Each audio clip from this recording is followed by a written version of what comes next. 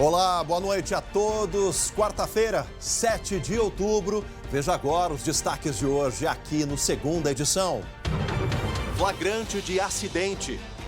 Colisão de caminhão e carro deixou 2 mortos e um ferido grave hoje à tarde. Já os detalhes. Brincadeira de mau gosto? Saiba por que 2 barbados atiraram rojões contra a sede do SAMU de Porto Alegre. É inacreditável. E um alerta na saúde. Distanciamento faz pacientes descuidarem de outras doenças. Saiba como se prevenir em tempos de pandemia. Se cuide, previna-se. O SBT Rio Grande Segunda Edição começa agora. Eu te convido, vem com a gente.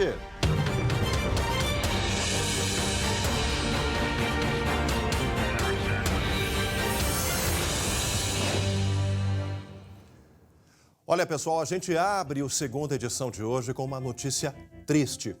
O Rio Grande do Sul superou a marca de 5.000 mortos pela Covid-19. Foram 46 óbitos confirmados hoje, totalizando 5.035 vítimas.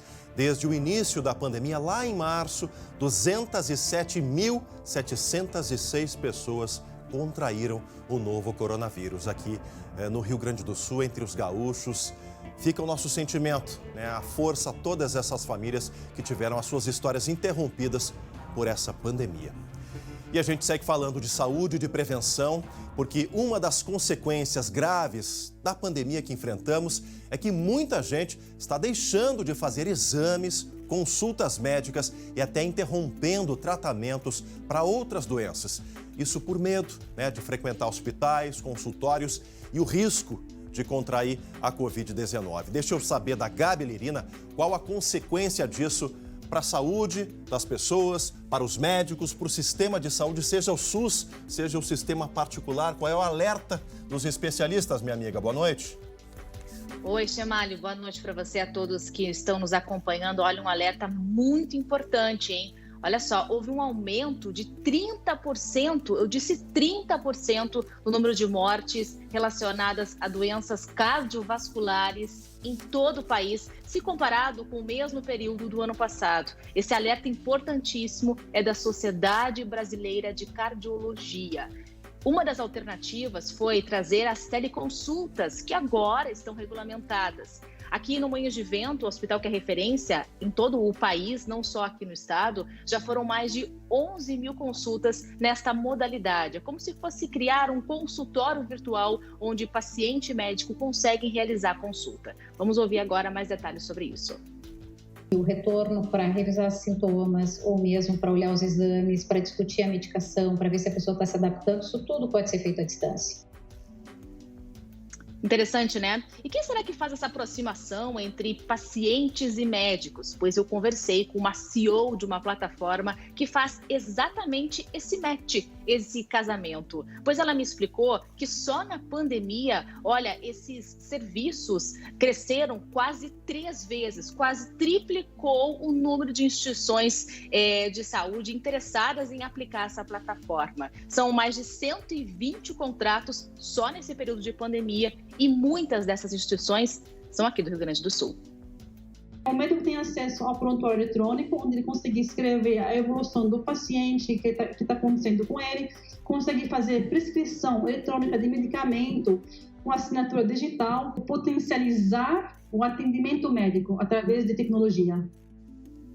Fica o nosso alerta então, Chamália, para que as pessoas se cuidem. A prevenção ainda é o melhor remédio e daqui a pouco eu volto. Com certeza, daqui a pouco a gente volta a conversar, Gabi. Agora mês de novembro está chegando, gente. Meu check-up anual ali na Santa Casa já vou marcar essa semana. Não dá para a gente empurrar com a barriga essas coisas.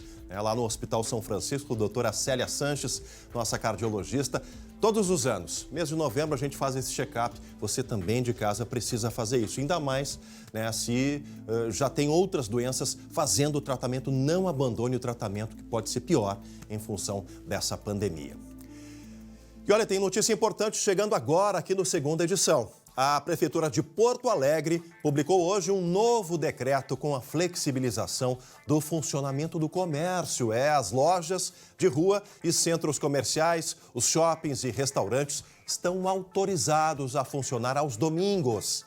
Além disso, o comércio pode abrir das 9 da manhã às 5 horas da tarde diariamente. O horário das lojas de shoppings será do meio-dia às 8 da noite e os restaurantes, bares, padarias, lojas de conveniência e lancherias podem funcionar das 6 da manhã até às 11 horas da noite com restrição ao número de clientes atendidos ao mesmo tempo. Também está permitido o funcionamento das academias aos sábados, uso de áreas sociais e condomínios e a realização de eventos de conscientização social. Que bom que a economia está aos poucos flexibilizando, a prefeitura está sensível nesse momento, mas nós precisamos fazer a nossa parte. Álcool gel, máscara e distanciamento e respeito aos protocolos para a gente não ter que retroceder mais adiante. Boa notícia. E olha, a Polícia Civil, essa história é demais, gente. A Polícia Civil identificou os 2 homens que fizeram um atentado contra a sede do SAMU, aqui em Porto Alegre, na última segunda-feira. A justificativa deles para explodir um rojão contra uma ambulância e ferir 2 socorristas é inacreditável. E eu acompanhei de perto esse caso e garanto para vocês, olha, é de não acreditar mesmo. Vamos acompanhar. O carro usado no ataque foi o ponto de partida da investigação. Os suspeitos foram flagrados comprando os artefatos explosivos numa loja especializada. Segundo a polícia, o rojão usado poderia provocar consequências bem mais graves. Esse tipo de bomba desse calibre aqui, vamos dizer, isso aqui pode causar um ferimento muito grave, segundo a gente pôde conversar com algumas pessoas. A polícia conseguiu traçar o passo a passo dos 2 homens. Eles compraram uma caixa de explosivos e pouco tempo depois estouraram o primeiro rojão dentro do túnel da Conceição, no centro de Porto Alegre.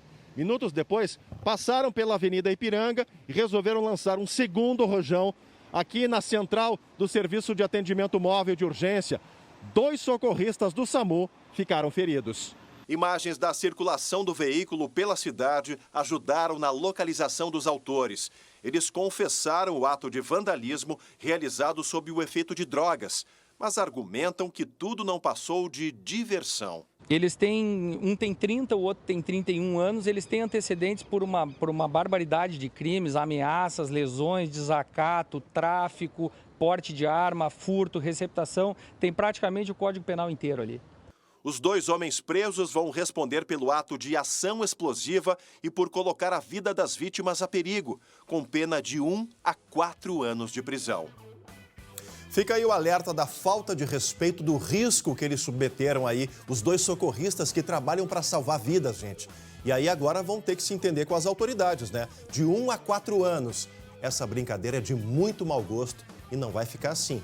Não pensem que não vai dar nada. Vai sim. Se não der cadeia, dá multa pesada e trabalho comunitário. Fica o alerta para quem possa ter algum tipo de ideia parecida. Agora um flagrante de violência extrema. Um jovem de 22 anos morreu, tá aí as imagens, depois de ser espancado e ferido com golpes de faca lá em Santo Ângelo, região das Missões. As imagens das câmeras aí mostram aí Guilherme da Rosa Lacerda sendo agredido violentamente por outros 2 rapazes. Um deles tem apenas 17 anos. Tudo começou com uma discussão por volta das 9h30 da noite de domingo. A vítima chegou a ser socorrida e levada ao hospital de Santo Ângelo, mas não resistiu aos ferimentos e acabou perdendo a vida na segunda-feira. A polícia ainda não sabe o que motivou a briga, mas já identificou os agressores. Por enquanto, ninguém foi preso. As imagens foram divulgadas nesta quarta-feira. Agora a gente fala do caso Rafael, lá em Planalto, e que tem um novo desdobramento. A mãe que matou o filho, confessou, no norte gaúcho, pode estar envolvida em um outro crime. A família do ex-marido da mulher pede a reabertura do inquérito da morte dele por suicídio em 2007. O caso foi arquivado. O assassinato de Rafael Vinques, de 11 anos, pela própria mãe em Planalto, no norte gaúcho, reacendeu as suspeitas sobre a morte do ex-marido dela. Há 13 anos, José Dolgokenski foi encontrado enforcado em casa, em Farroupilha, na Serra.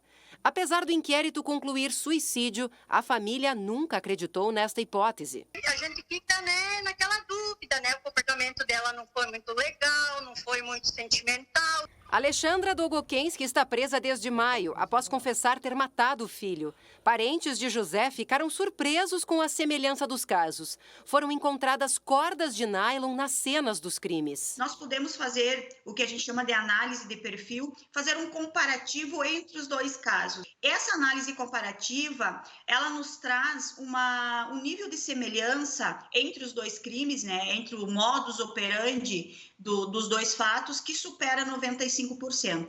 Um perito particular contratado pela família analisou os laudos. É possível constatar, inicialmente, mas de forma técnica, de que nós estamos diante da simulação de um suicídio. Também a perícia não encontrou o elemento que supostamente teria cortado a corda. Na época, Alexandra disse que encontrou o marido enforcado e cortou a corda. Para o perito, as marcas no pescoço e no corpo indicam que José morreu deitado. A família decidiu pedir a reabertura do inquérito. Se sentir que é possível a existência de alguma prova nova, ele postulará ao Poder Judiciário o desarquivamento daquela antiga investigação e poderá, então, dependendo do conjunto probatório até então ali apresentado, solicitar novas diligências. Em nota, o Instituto Geral de Perícias disse que não se manifesta sobre trabalhos de terceiros. O IGP afirma que o laudo da morte de José Dogokensky e a investigação da polícia na época concluíram que se tratava de suicídio. A defesa de Alexandra nega qualquer envolvimento dela na morte do ex-marido.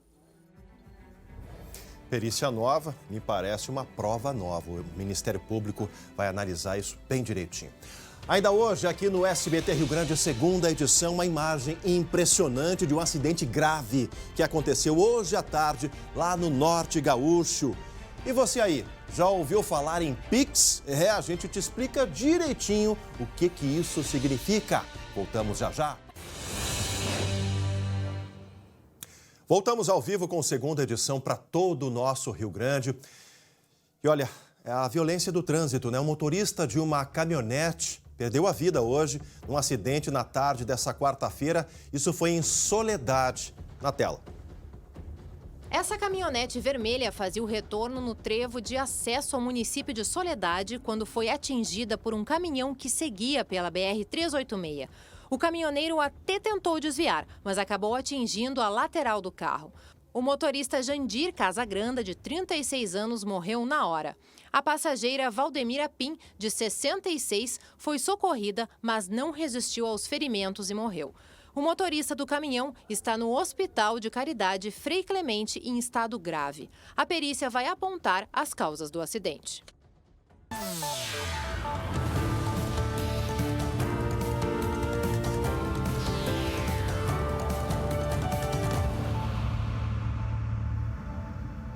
Tá aí, eleições 2020, a candidata a prefeita de Porto Alegre pelo PSOL, Fernanda Melchiona, foi a entrevistada de hoje no SBT Rio Grande.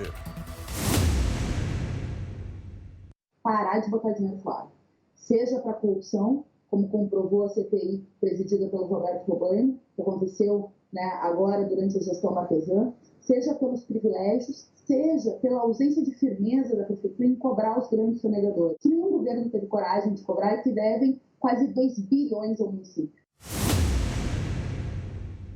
O salário da prefeita, do vice-prefeito, todos os secretários e secretárias, ao salário de uma professora em final de carreira. Seria uma redução de cerca de 50% do salário de todos os cargos em primeiro escalão, o que daria uma economia de 13 milhões. Cortar 70% dos CCs economiza 61 milhões.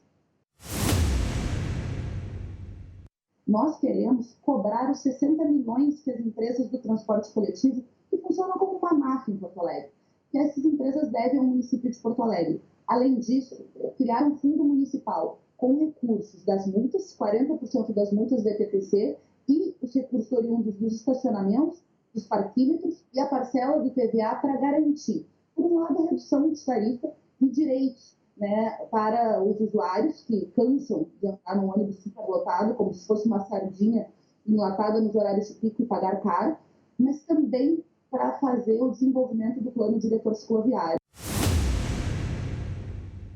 Nós achamos que é plenamente possível governar com a ampla maioria do povo. Quando eu falo, por exemplo, em cortar 70% dos cargos em comissão, nós estamos falando em governar com os municipários e municipárias da cidade de Porto Alegre que conhecem os gargalos da cidade, que têm muita qualidade técnica e são desrespeitadas por governos que tratam a máquina pública como um cabide de empregos ou um feudo dos partidos políticos. Isso é ruim para o serviço público, isso é ruim para a questão das contas públicas, porque é muito dinheiro que literalmente vai para os salos da corrupção ou para pagar esse cabide de emprego.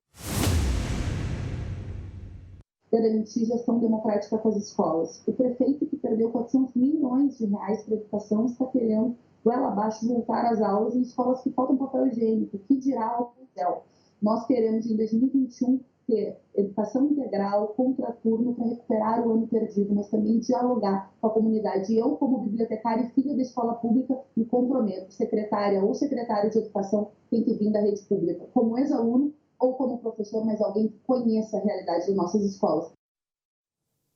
E amanhã, mais uma rodada de entrevistas com os candidatos a prefeito de Porto Alegre, no SBT Rio Grande, 11h40. Você aí de casa já ouviu falar de Pix?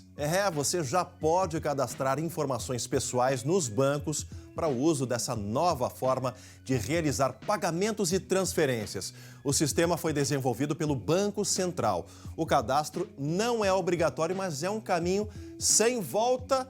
É mais ou menos por aí. Hoje abri o aplicativo do meu banco. A primeira mensagem já era o cadastro do Pix, né, Gabi? Acho que a coisa está indo por esse caminho. Começa no mês que vem já valendo, né? Mas já o cadastro está aberto.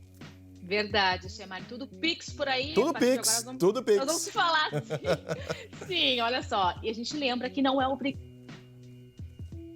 não, né? Mas como você disse, não é obrigada a aderir a esse serviço, mas realmente é um caminho sem volta. Isso já acontece, o serviço já é utilizado em praticamente vários locais do mundo e de muito sucesso, viu? Lembrando que o sistema começa a operar aqui no país a partir do dia 16 de novembro. E aquelas grandes instituições financeiras que têm mais de 500 mil contas vão ser obrigadas a oferecer esse tipo de serviço aos clientes. Mas então, minha gente, o que é esse tal de Pix? Vamos colocar na tela para vocês algumas ilustrações para a gente poder explicar melhor. Nada mais é, Chemali, do que modernizar todo aquele processo de transações bancárias. Ou seja, a gente vai poder pagar conta, até mesmo contas, tributos e fazer transferências de valores por DOC ou então por TED, tudo através desse serviço sem taxas.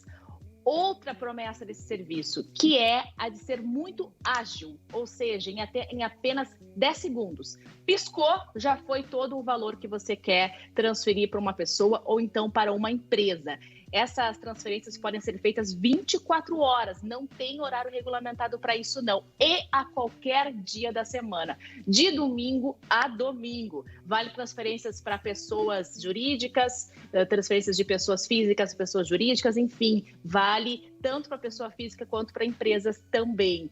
E também vai permitir a criação do QR Code, aquele códigozinho de barras, pois é, que, por exemplo, quando a gente faz uma compra, tendo o QR Code, a gente pode estar mais seguro. Foi isso que me contou um especialista, o economista César Bergo. Olha só.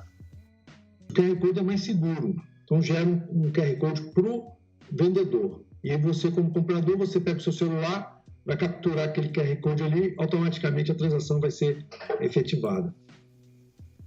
Por isso, então, que o economista me diz que aquelas maquininhas que nós estamos bem acostumados podem estar com os dias contados. Afinal de contas, vai ficar tudo na nossa mão ali, ó. A maquininha é como se fosse agora o smartphone. E como é que funciona? Como é que eu faço para ter? Vamos lá. Mais uma ilustração. É de graça, então, para as pessoas físicas. Tem que ter banco em uma conta, uma fintech ou uma instituição financeira. Tem que preencher um cadastro. E atenção para isso, hein? Na hora de preencher o cadastro, tem que ter uma chave de acesso. Essa chave de acesso pode ser o seu e-mail, o seu telefone celular, o número do telefone celular, o seu CPF ou então, em caso de empresas, o CNPJ. E aí que vem um alerta bem importante, minha gente. Chemali nem começou aqui a operar, só começa em 16 de novembro e já tem os espertinhos dando o golpe na praça, ligando para a frente dos bancos, ligando, mandando links de WhatsApp. Minha gente, não. Só pode fazer o cadastro através do aplicativo ou site do banco. Fica aí o recado. Fica o recado. Eu gostei que não tem taxa e tem segurança, mas a gente vai continuar acompanhando essa modernização aí do nosso sistema. Beijo, até amanhã, Gabi Lerina. E olha, pessoal, antes de encerrar, tem notícia boa, e notícia boa no Tricolor. O Grêmio está vencendo o Coritiba por 2-0 aqui na Arena pelo Campeonato Brasileiro. Luiz Fernando abriu o placar para o Grêmio com 3 minutos de jogo e aos 10, David Braz ampliou. Os detalhes você confere amanhã no SBT Rio Grande, 11h40, com André Har, Glauco Paza, Jeremias Werneck, um baita time para falar de esporte. Tenham todos uma ótima noite. Na sequência tem o SBT Brasil. Amanhã a gente se fala 7h20. Tchau!